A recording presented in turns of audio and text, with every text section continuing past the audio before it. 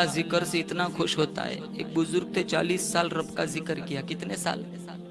तो शैतान आया इनके पास, कहा कभी कोई जवाब आया? कहा नहीं। कहा फिर क्यों इतनी मशक्कत उठाते हो? तो उस रात को जिक्र किए बगैर सो गए।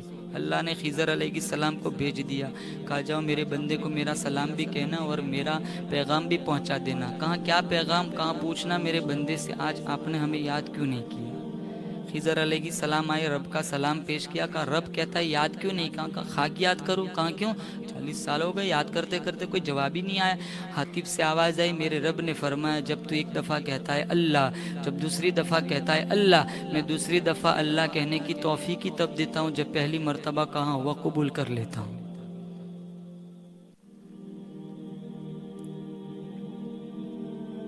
दुनिया वालों से बात करनी हो ना, मांगना हो, तो उनके लहजे में बोलना पड़ता है। अल्लाह लहजे का मोहताज नहीं है, अल्लाह जबान का मोहताज नहीं है। उर्दू में मांगो, गुजराती में मांगो, अरबी में मांगो, हिंदी में मांगो, मराठी में मांगो, बंगाली में मांगो, इकबाल का लहजा ले लो, राजी का लहजा ले लो, जामी का लहजा ले लो। अरे नहीं आता कोई लहजा, सिर्फ हाथ खोल के खड़े हो जाओ। मेरा रब बंद बोलियों की, बंद लबों की बोलियां भी समझता है, सुनता है। 40 साल हो गए जुलेखा को या सनमी कहते कहते 40 साल। चेहरे पे झुर्रियां आ गई, बालों में सफेदी आ गई। एक रात का आखिरी पहर था, नींद ने झटका दिया, जबान बल खा गई। या सनमी के बजाय कह दिया या समदी, ये मेरे बेनियाज बादशाह। अल्लाह ने फौरन जिब्रील से कहा यूसुफ का घोड़ा मोड़ दो। कहा ये तो अपने बुत को पुकार रही थी, गलती से तेरा नाम ले लिया है। अल्लाह ने कहा जैसे वैसे मेरा नाम तो लिया है ना। 40 साल हो गए बुत को पुकारते पुकारते। उसने तो बिछड़े हुए यूसुफ से नहीं मिलवाया, अगर मैं भी नहीं मिलवा तो बुत और मेरे में फर्क क्या रह जाएगा।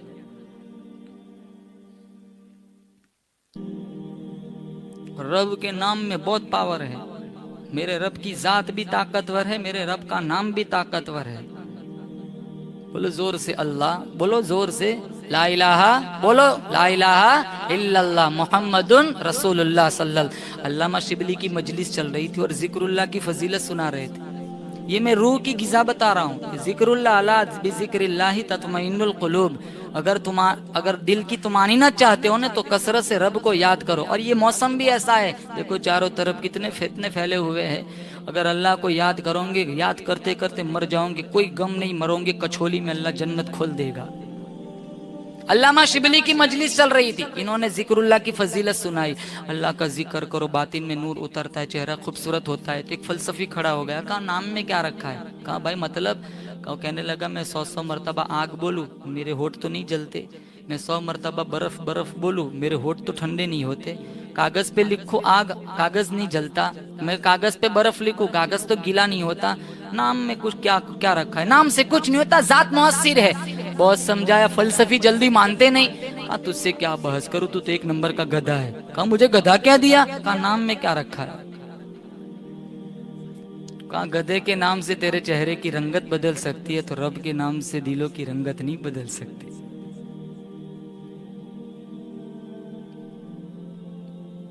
उसी रब को तो बुला दिया। यहाँ जितने बैठे हैं ना कोई उलझन में बैठा है, कोई ना कोई परेशानी में बैठा है। सारी परेशानियों का एक ही हल है, मुसल्ला बिछाओ, आंसू बहाओ, रब को मनाओ, नियतें दुरुस्त करो। अल्लाह फरमाता है दंगरल फसाद फिल बर्रि वल बहर, तरी में खुश्की में फसाद मच गया। इलाहुल आलमीन क्यों मचा? बिमा कसबत ऐदिन नास, तुम्हारे हाथों की करतूत है। लियुदीक़हुम बअदल्लज़ी अमिलू लअल्लहुम यरजिऊन। अल्लाह फरमाता है तेरे बाज गुनाहों की मैं दुनिया ही में मजा चखाता हूँ, शायद तू मेरे दरवाजे की तरफ लौट आए। कभी कभी अल्लाह झंझोड़ता है ना, कुछ ना कुछ भेज देता है परेशानी, कम से कम यहाँ तो आ जाए। पैसा है, बहुत पैसा है, लेकिन बीमारी है। कुछ भी ना हो तो बंदा जाएगा ही नहीं, क्या जरूरत है? कुछ ना कुछ अल्लाह ऐसा छोड़ देता है ताकि कम से कम मस्जिद में तो आए। हमारा उल्टा है, परेशानी आती है मस्जिद याद आती है, खुशहाली आती है थिएटर याद आता है। हर मौके पर रब की दहलीज पकड़ो, हर मौके पर अल्लाह का कुरान पढ़ो। 24 घंटे में थोड़ा टाइम कुरान को दो, बोलो इंशाल्लाह पढ़ेंगे कुरान। मैं नौजवानों से खास कहता हूँ, तुम कुरान पढ़ो, नहीं आता तो उलमा के पास जाओ, इमाम मस्जिद के पास जाओ और उनके पास जाके कुरान सीखो। अरे कम से कम 30वां पारा तो सीख ले, तेरी नमाज तो सही होगी। जनाजे की दुआ नहीं आती। कट्टे कट्टे नौजवान है, सारे के सारे गाने याद रखे, यहाँ दुआए कुनूत नहीं आता, अत्तहियात नहीं आती, 4-4 रकात में एक ही कुल वल्लाह पढ़ते।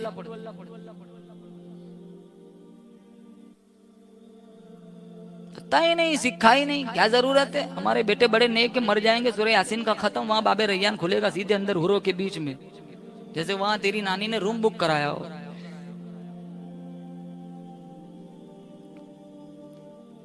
जिस कुरान के लिए मेरे नबी ने कितनी मार खाई, ताकचों की जीनत बना हुआ है। अपनी बहन की बेटी की रुखसती कराते, कितना सारा सामान रखते, एक नुस्खा कुरान का भी छोड़ देते। अभी ये कारी साहब कुरान पढ़ रहे थे, वो बच्चे ने 100 रुपये दिए। कौन था वो बच्चा? ये कोई कदरदान, इसके पास क्या होगा? मुझे हैरत हो रही है, बच्चे ने 100 रुपये दे दिए। ये कुरान की कदर ये जानते हमसे तो अच्छे।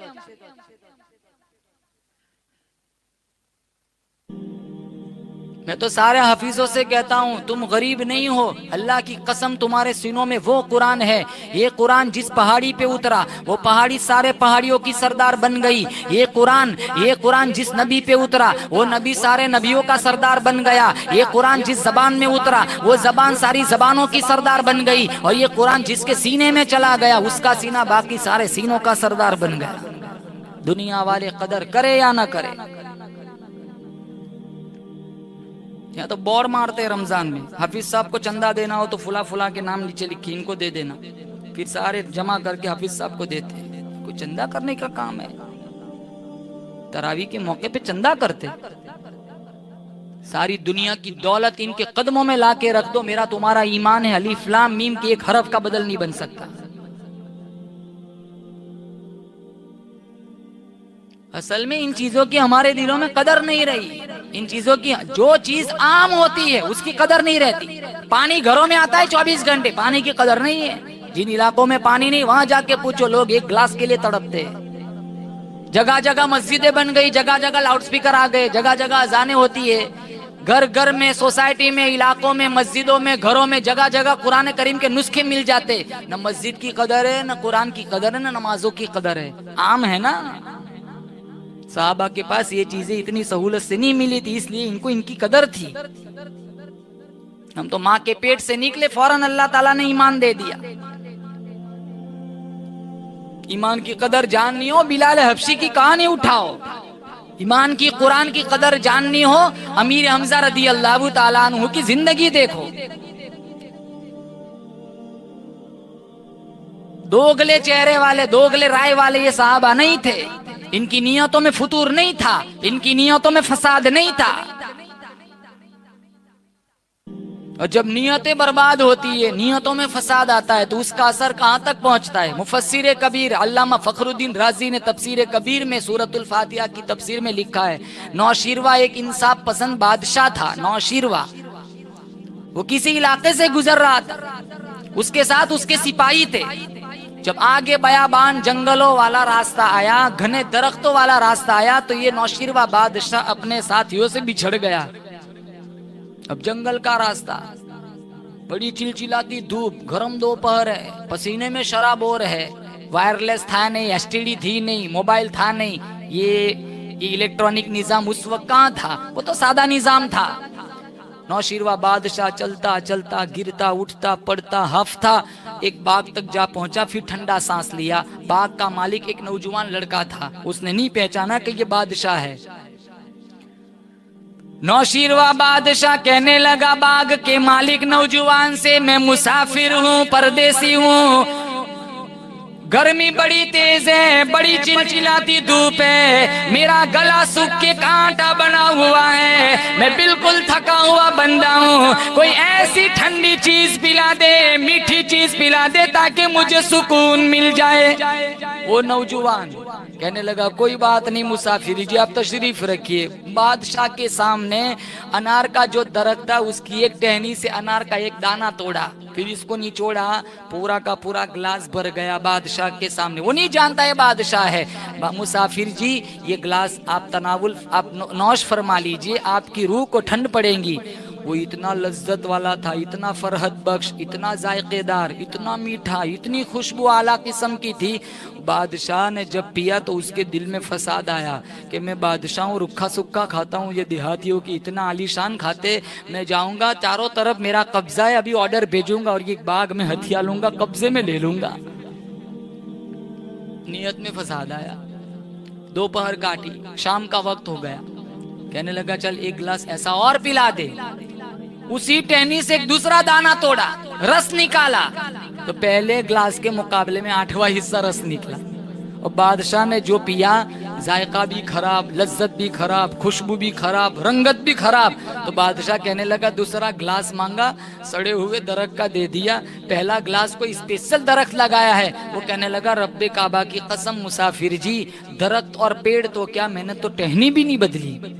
वही टहनी है, वही शाख है, वही दरख्त है, वही गिलास है, वही बर्तन है, मेरा तोड़ने निचोड़ने वाला हाथ भी वही है। बादशाह कहने लगा अगर हाथ वही है, तोड़ने निचोड़ने वाला हाथ वही है, टहनी वही है, शाख वही है, दरख्त वही है, बर्तन वही है, गिलास वही है, तो खुशबू भी, लज्जत भी, जायका भी, ये सारी चीजों का बेड़ा क्यों कर गर्क हो गया।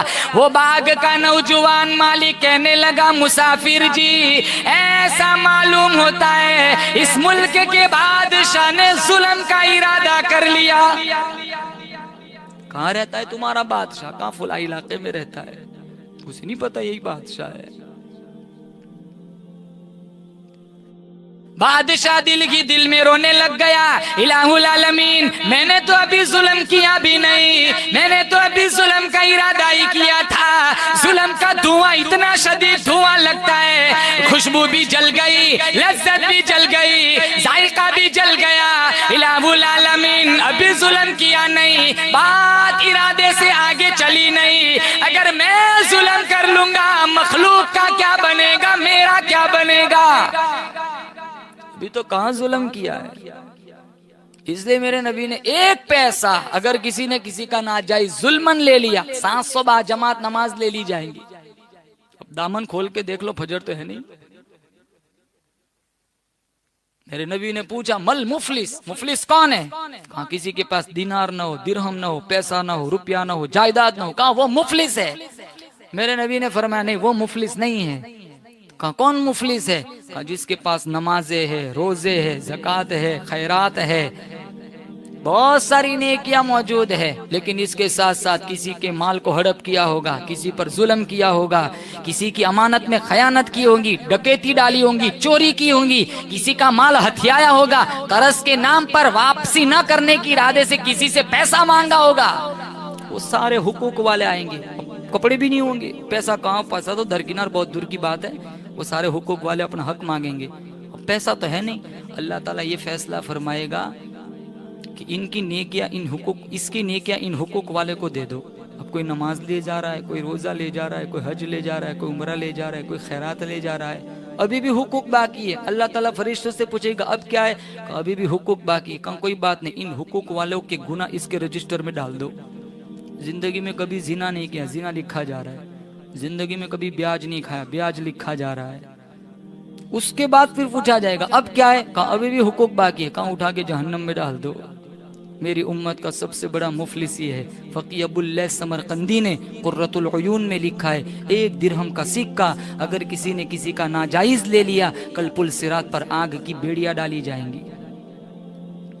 ये जाए कि उम्रा के नाम पे, हज के नाम पे हजारों पैसे हड़प करके भाग जाते हैं पासपोर्ट लेके।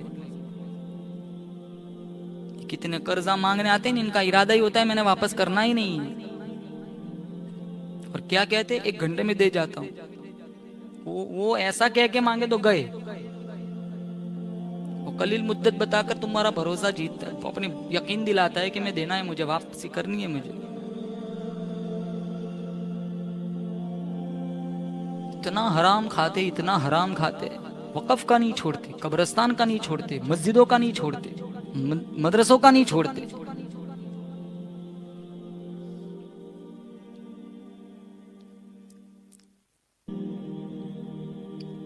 फिर ये सिस्टम कहां से ठीक रहेगा? जा ही गलत रहा है। ब्याज, लोन, सूद कौन गुनाह समझता है? यही पैसा बच्चों को खिलाते। कहां हाफिज कुरान बनाना है? खाक बनेगा कुरान हाफिज। इब्तिदाई ब्याज के पैसों से चल रही है, इब्तिदाई सूद के पैसों से चल रही है।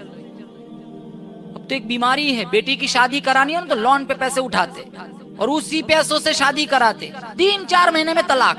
अरे जब इब्तिदाई गलत है, हराम पैसों से शादियां कराते, तेरी बेटी कहां खुश रहेंगी? जरूरी है लोगों को खिलाना, गुंजाइश नहीं है, कोई बात नहीं। लोग बातें करें उसकी फिक्र है, शरीयत की कोई फिक्र नहीं। कहा लोग मेरी बातें करेंगे कि हमारा खा के गया, हमें बुलाया नहीं। अरे भाई पैसे नहीं है। किसी सहाबी ने कोई काम इसलिए नहीं किया कि लोगों की वजह से। शरीयत ने जो कहा वो किया, कुरान ने जो कहा वो किया, हदीस में जो बताया वो किया, लोगों की परवाह नहीं की। हम लोगों की परवाह करते, खाट में जाए नौजुबिल्ला हदीस, भाड़ में जाए नौजुबिल्ला अल्लाह का कुरान। हमें क्या लेना देना है कुरान और हदीस से? हमें तो मखलूक की फिक्र है।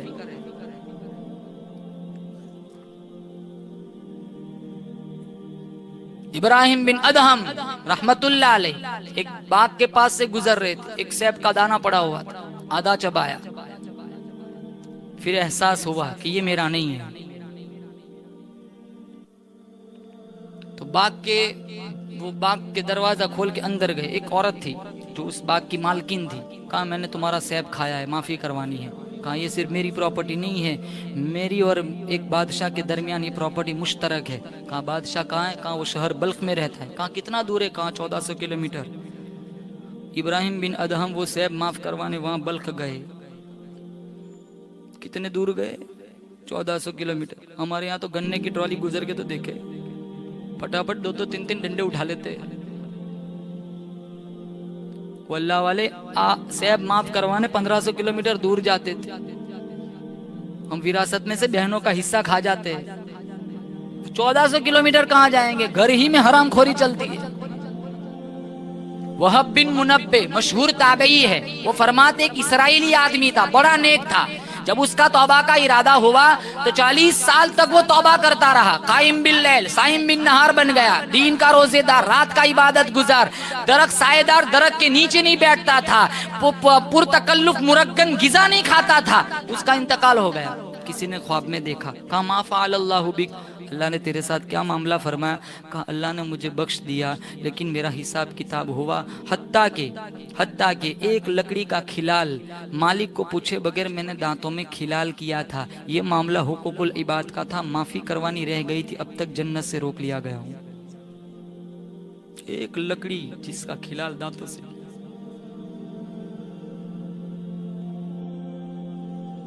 आने दो, कोई बात नहीं। सामने से कहते मौल साहब मुझे चलता है ब्याज का, आप देना। अल्लामा अब्दुल वहाब शौरानी तंबीहुल मुख्तरीन में लिखते हैं, एक आदमी था, बड़ा नेक था, उसका इंतकाल हुआ। किसी ने पूछा मा फ़अल अल्लाहु बिक, अल्लाह ने तेरे साथ क्या मामला फरमाया? कहने लगा अल्लाह ने मुझे बख्श दिया, लेकिन मेरा हिसाब पुछगछ हुई। उस दिन के बारे में भी पुछगछ हुई जिस दिन मैं रोजेदार था और अपने एक दोस्त पिंसारी की दुकान पे बैठा हुआ था। वहां गेहूं की एक बोरी रखी हुई थी। मैंने गेहूं का एक दाना उठाया, जब इफ्तार का वक्त हुआ मैंने दांतों तले गेहूं का दाना रखा, उसको तोड़ा। फिर मुझे एहसास हुआ ये मेरी प्रॉपर्टी नहीं, ये तो मेरे यार की है। वो टूटा हुआ दाना मैंने बोरी में वापस रख दिया। उस टूटे हुए दाने के नुकसान के बकदर अल्लाह ने मेरे नामे अमल से नेकियां ले ली। अंदाजा लगाओ। इसीलिए अल्लाह का कुरान कहता है ववुदिअल किताब फतरल मुजरिमीन मुशफिकीन मिम्मा फीहि वयक़ूलून या वैलतना मा लिहाज़ल किताब ला युगादिरु सगीरतन वला कबीरतन इल्ला अहसाहा फवजदू मा अमिलू हादिरा वला यज़लिमु रब्बुका अहदा। अल्लाह फरमाता है जब फाइल खुलेंगी, रजिस्टर खुलेंगे, इतने लंबे लंबे चौड़े रजिस्टर, जहाँ मेरी तुम्हारी नजरें जाएंगी वहां तक फाइलें फैली हुई होंगी। लोग पूछेंगे इलाहुल आलमीन, ये कैसा नाम है या माल है, छोटा बड़ा सारा गुनाह लिखा हुआ है, ये लिखने वाला कौन था आज तक पता न चला। अल्लाह फरमाता है किरामन कातिबीन यअलमून मा तफ़अलून। अल्लाह फरमाता है ये मेरे दो फरिश्ते तेरे कांधों पर हर वक्त रहते थे, तू जो कुछ भी करता था वो लिखते रहते थे। तूने मुझे दिन को याद न किया, रात को याद न किया, जवानी में याद न किया, बुढ़ापे में याद न किया, हराम खाते हुए तूने मुझे कभी याद न किया, लोगों का पैसा हथियाते हुए तूने मुझे कभी याद न किया, मिंबर और मेहराब का मजाक उड़ाते हुए तूने मुझे कभी याद न किया, आधी आधी रात तक अजनबी लड़कियों से चैटिंग करते हुए तूने मुझे कभी याद न किया, शादियों में स्टेज पर अपनी बेटियों को नचवाते हुए तूने मुझे कभी याद न किया। याद रख, जब से मैंने तुझे पैदा करने का प्रोग्राम बनाया उस दिन से लेकर आज तक एक सेकंड के लिए मैंने तुझे तन्हा नहीं छोड़ा। यअलमु खाइनतल अयुन व मा तुख्फी सुदूर। अल्लाह फरमाते हैं आंखों की इशारों को भी देखता हूँ, दिलों की खयानत को भी जानता हूँ। इन्नहु अलीमुम बिदाति सुदूर, दिलों के अंदर क्या चलता है वो भी मेरा रब जानता है। नौशीरवा बादशाह कहने लगा, दूसरा गिलास मांग लिया, सड़े हुए दरख्त का दाना तोड़ के पिला दिया। वो बाग का मालिक कहने लगा, मुसाफिर जी रब्बे काबा की कसम, दरख्त तो क्या मैंने तो टहनी भी नहीं बदली, कहाँ जायका कैसे बदल गया, रंगत कैसे बदल गई, खुशबू कैसे बदल गई। वो बाग का मालिक नौजवान कहने लगा, मुसाफिर जी ऐसा मालूम होता है इस मुल्क के बादशाह ने जुल्म का इरादा कर लिया। नौशीरवा बादशाह अंदर ही अंदर रोने लग गया, इलाहुल आलमीन अभी तो मैंने जुल्म किया नहीं, मैंने तो सिर्फ इरादा किया है। इलाहुल आलमीन मैं सच्चे दिल से माफी मांगता हूँ, आज के बाद कभी ऐसी नियत भी ना करूंगा। आज लोग कहते हम कहाँ जालिम है, जुल्म किए बगैर चैन नहीं आता, सांस नहीं चलता। माँ पे जुल्म करते, माँ पे बाप पे जुल्म करते। एक इलाके में एक आदमी कोविड में मर गया, कहने लगा मौलाना मुझे अल्लाह ने 7 बेटियां दी, 3 बेटे दिए, मैं अल्लाह से कल पूछूंगा तूने मुझे 10 बेटियां क्यों नहीं दी। 3 बेटे अफलातुन बने हुए।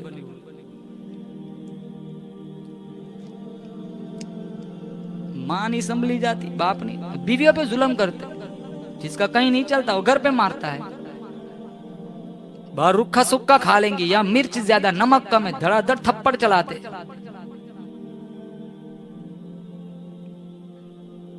इसीलिए तो घर टूट रहे। बीवी को इज्जत दो, तुम सक्सेसफुल हो, तुम्हारी इसके पीछे तुम्हारी बीवी का किरदार है, तुम्हारी माँ की दुआ है। मैं कहता हूँ जहां जाता हूँ बीवी अच्छा खाना पकाए तो उसे हदिया दो, मोहब्बत बढ़ेगी और अगला खाना अच्छा मिलेगा। कभी हदिया दिया? दिया देते तो भी वापस ले लेते। सुबह में 500 देंगे, रात को कहला तो जरूरत है 500, अरे अभी तो दिया था सुबह में।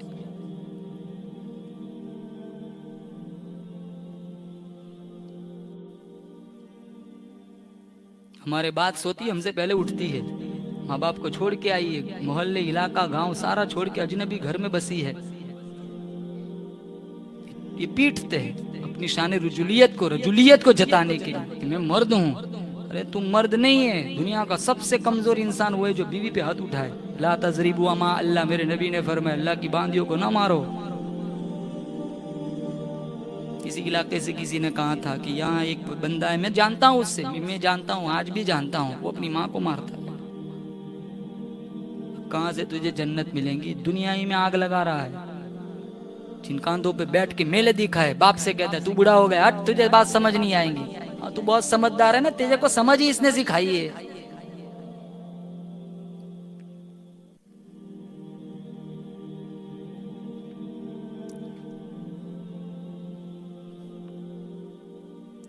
जुल्म हर जगह ला।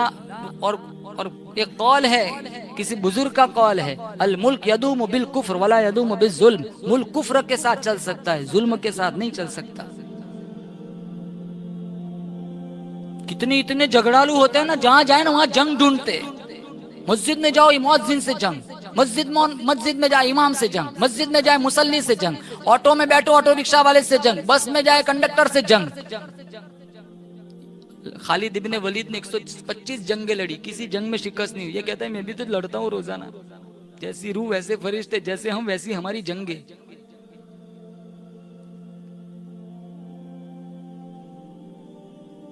अगर ट्रेन में सफर कर रहे, जुल्म की मिसाल, तुम चौड़े होके बैठ गए, बीच वाला सुकड़ के बैठा है, तीसरा इस पोजीशन में अभी गिर जाएगा।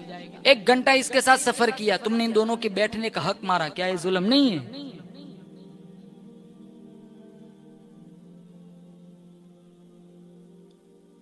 मौलाना अशरफ अली थानवी ने लिखा, एक आदमी मर गया और उसके कत्ल में उस आदमी को पकड़ा गया जो दरअसल कातिल नहीं था, और जज साहब ने फांसी का फैसला भी कर दिया।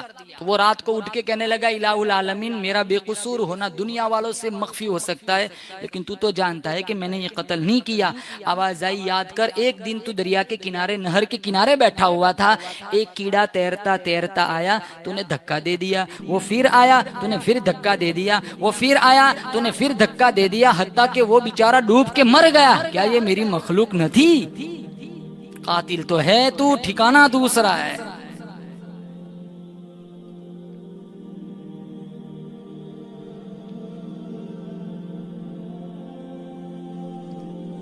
नौशीरवा बादशाह कहने लगा, इलाहुल आलमीन, आज के बाद कभी ऐसा इरादा ना करूंगा, आज के बाद दिल में कभी ऐसी बात ना करूंगा, आंखों से आंसू बहाए। इंशाअल्लाह हम भी रोने वाले बनेंगे, बोलो इंशाअल्लाह।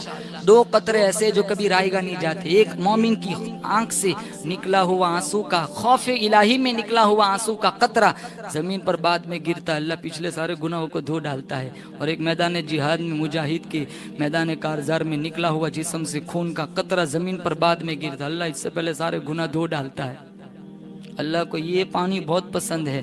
हसन बसरी रहमतुल्लाह अलैह अपने बाला खाने में बैठकर अल्लाह का कुरान पढ़ रहे, जब जहन्नम का जिक्र आ गया, इतने रोए, आंखों से इतने आंसू निकले, पूरी दाढ़ी आंसुओं से तर हो गई। दाढ़ी से गुजर कर कुछ आंसू किसी गुजरने वाले की पगड़ी को जा लगे। वो चिल्ला कर कहने लगा, ये कैसा पानी है जिसने मेरी पगड़ी को खराब कर दिया। हसन बसरी रहमतुल्लाह अलैह फरमाने लगे, ये नाले का पानी नहीं, ये कोई नापाक पानी नहीं, ये हसन बसरी की आंखों से अल्लाह के खौफ में निकला हुआ आंसुओं का पानी है। वो आदमी बड़ा कदरदान था, पूछने लगा, इतना रोना क्यों आ गया? हसन बसरी फरमाने लगे, अल्लाह का कुरान पढ़ रहा था, जहन्नमियों का जिक्र आ गया, वही यस्तगीथु युगाथु बिमाइन कलमुगली यशविल वुजूह। इतना रोना आ गया, इतना रोना आ गया, दाढ़ी आंसुओं से तर हो गई, कुछ पानी तेरे पगड़ी को लग गया। वो आदमी घर पहुंचा, अपनी बेटी को जाकर कहने लगा, संदूकचा खोल के ये पगड़ी उसके अंदर रख दे, मेरी एक नसीहत पे अमल करना, जब मैं मर जाऊं मेरे कफन पे ये पगड़ी रख देना। वो बेटी पूछने लगी, अब्बा जान ये कैसी पगड़ी है? वो आदमी कहने लगा, बेटी तू जानती है आज तक मैं कभी ऐसा रोया नहीं, मेरे आंखों से ऐसे आंसू निकले नहीं, इस पगड़ी में हसन बसरी की आंखों से निकला हुआ आंसुओं का पानी है। कल अल्लाह के दरबार में मेरी पेशी होगी, मेरा अल्लाह पूछेगा, बंदे क्या दुनिया से लाया है? मैं कहूंगा और तो कुछ नहीं, तेरे बंदे हसन बसरी की आंखों से निकले हुए पानी का लगे हुए पगड़ी तेरे दरबार में लेके आया हूँ। कदरदान और कुछ नहीं, ये वो पगड़ी है, खौफे खुदा में यहाँ आंसू पड़े थे इस पगड़ी पे। वो 99 आदमियों का कातिल था, कितने? 99। दिल में फिर एहसास जागा, नहीं बड़ा जुल्म किया है, माफी करता हूँ, तौबा करता हूँ। आंसू बहाए जा रहा है, बीच में एक आलिम दीन मिल गए, कहा भाई 99 आदमियों को मारा है, कोई गुंजाइश है माफी की? कहीं कितने? कहा 99। कुछ भी नहीं, तो उसे भी मार दिया, चलो 100 पूरे। लेकिन वो तौबा की जो आग लगी थी वो बुझी नहीं थी। फिर आगे गया, एक और आलिम दीन मिले जो इल्म के साथ साथ हिकमत से भी बहरावर थे। कहा भाई 100 आदमियों को मैंने मारा है, कोई गुंजाइश है माफ़ी की? कहा अल्लाह बड़ा गफूर रहीम है, अल्लाह माफ़ कर देगा, लेकिन तेरे लिए एक शर्त रहेगी। कहा क्या? कहा जिस बस्ती में तू रह रहा है वो बुरे लोगों की बस्ती है, यहाँ करीब में नेक लोग आबाद है, वहाँ उनके दरमियान बैठ के अल्लाह का जिक्र कर, अल्लाह तेरे गुनाहों को धो डालेगा। अब वो जाने लगा। अब नविश्ते तकदीर में उसकी मौत का वक्त मुतय्यन था, मौत ने झटका दिया, धड़ंग से गिरा। जहन्नम के दारोगे आ गए, जन्नत के फरिश्ते भी आ गए। जन्नत के फरिश्ते कहने लगे तौबा के इरादे से चला है, हमारा मेहमान है, जन्नत में ले जाएंगे। वो कहने लगे नहीं, ये तो 100 आदमियों का कातिल है, इसकी रूह को बदबूदार टाट में लपेट कर सिज्जीन में ले जाएंगे, ये तो हमारा मेहमान है। जब दोनों में तसादुम हुआ तो बतौर फैसल अल्लाह ने तीसरे फरिश्ते को भेज दिया, कहा जाओ इस झगड़े को सुलझाया जाए। तो वो तीसरा फरिश्ता आगे कहने लगा झगड़ो नहीं, जमीन को नाप लो, अगर बुरे लोगों की बस्ती के करीब है तो दोज़खी है, नेक लोगों की बस्ती के करीब है तो जन्नती है। जब जमीन को नापा गया, अल्लाह ने बुरे लोगों की बस्ती को हुक्म दिया फैल जा, और नेक लोगों की बस्ती को हुक्म दिया सिमट जा। और जब बादिया पैमाई हुई तो बुरे लोगों की बस्ती से दूर पाया गया, नेक लोगों की बस्ती से करीब पाया गया। आवाज आई ले आओ, ये तो हमारा मेहमान है।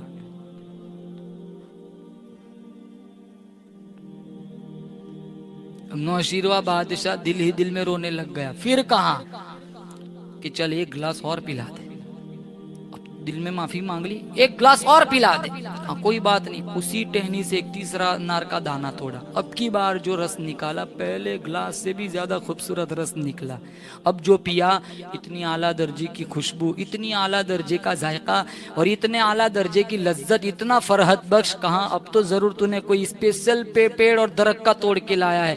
कहा नहीं नहीं, अल्लाह की कसम, दरख्त और पेड़ तो क्या, मैंने तो अभी तक टहनी भी नहीं बदली, उसी टहनी से लाया हूँ जिस टहनी से पहले 2 दाने मैंने तोड़े हैं। कहा फिर इतना रद्दो बदल कैसे? वो बाग का मालिक नौजवान कहने लगा मुसाफिर जी, ऐसा मालूम होता इस मुल्क के बादशाह ने जुल्म से तौबा कर ली। तो बादशाह सोचने लगा कि जुल्म का असर, अभी तक जुल्म किया नहीं, इरादे से बात आगे नहीं चली, असर यहाँ तक पहुँचता है। तो नौशीरवा बादशाह ने फिर अल्लाह ताला से माफ़ी मांगी। इसलिए मुसलमानों कहता हूँ, मेरा रब आंखों की इशारों को भी देखता है, दिलों की बदमाशी को भी जानता है। यहाँ बैठा हुआ हर बंदा अपनी नीयतों को टटोले। कोई भी काम करना है सिर्फ किसके लिए करना है? अल्लाह की रज़ा के लिए करना है। जब नीयत दुरुस्त हो जाएंगी, नीयत में खुलूस आएगा, इंशाअल्लाह अल्लाह अमल में भी जान डालेगा। वाखिर दावाना अनिल हम्दुलिल्लाहि रब्बिल आलमीन।